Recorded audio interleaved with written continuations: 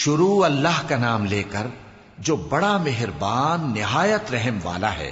میں روز قیامت کی قسم کھاتا ہوں اور نفس لوامہ کی قسم کھاتا ہوں کہ سب لوگ اٹھا کر کھڑے کیے جائیں گے۔ کیا انسان یہ خیال کرتا ہے کہ ہم اس کی بکھری ہوئی ہڈیاں اکٹھی نہیں کریں گے؟ ضرور کریں گے، اور ہم اس بات پر قادر ہیں کہ اس کی پور پور درست کر دیں۔ مگر انسان چاہتا ہے کہ آئندہ بھی خود سری کرتا چلا جائے، پوچھتا ہے کہ قیامت کا دن کب ہوگا۔ سو جب آنکھیں چندھیا جائیں اور چاند گہنا جائے اور سورج اور چاند جمع کر دیے جائیں، اس دن انسان کہے گا کہ کہاں ہے بھاگنے کی جگہ؟ کہیں نہیں، کوئی جائے پناہ نہیں۔ اس روز تمہارے پروردگار ہی کے پاس تمہیں جا ٹھہرنا ہے۔ اس دن انسان کو جو عمل اس نے آگے بھیجے اور جو پیچھے چھوڑے ہوں گے سب بتا دیے جائیں گے۔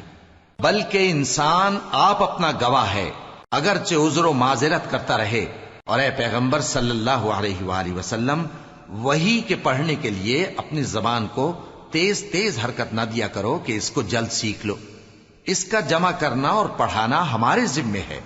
سو جب ہم اسے پڑھا کریں تو تم اس کو سنا کرو اور پھر اسی طرح پڑھا کرو۔ پھر اس کے معانی کا بیان بھی ہمارے ذمے ہے۔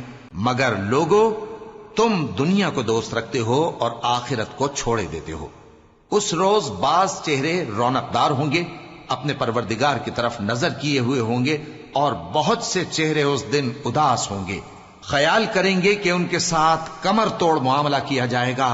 ہاں، جب جان گلے تک پہنچ جائے اور لوگ کہنے لگیں اس وقت کون جھاڑ پھونک کرنے والا ہے، اور اس جاں بلب نے سمجھا کہ اب جدائی کا وقت ہے اور پنڈلی سے پنڈلی لپٹ جائے، اس دن تجھ کو اپنے پروردگار کی طرف کھینچے چلے چلنا ہے۔ پھر ایسے مغرور نے نہ تو پیغمبر صلی اللہ علیہ وآلہ وسلم کو سچا جانا اور نہ نماز پڑھی، لیکن جھٹلایا اور منہ پھیر لیا، پھر اپنے گھر والوں کے پاس اکڑتا ہوا چل دیا۔ خرابی ہے تیری، خرابی پر خرابی ہے، پھر خرابی ہے تیری، خرابی پر خرابی ہے۔ کیا انسان یہ خیال کرتا ہے کہ اسے یوں ہی چھوڑ دیا جائے گا؟ کیا وہ منی کا جو ٹپکائی جاتی ہے ایک قطرہ نہ تھا، پھر لوتھڑا ہوا، پھر اللہ نے اس کو بنایا، سو اس کے اعضاء کو درست کیا، پھر اس کی دو قسمیں بنائیں، مرد اور عورت۔ کیا اس کو اس بات پر قدرت نہیں کہ مردوں کو زندہ کر دے؟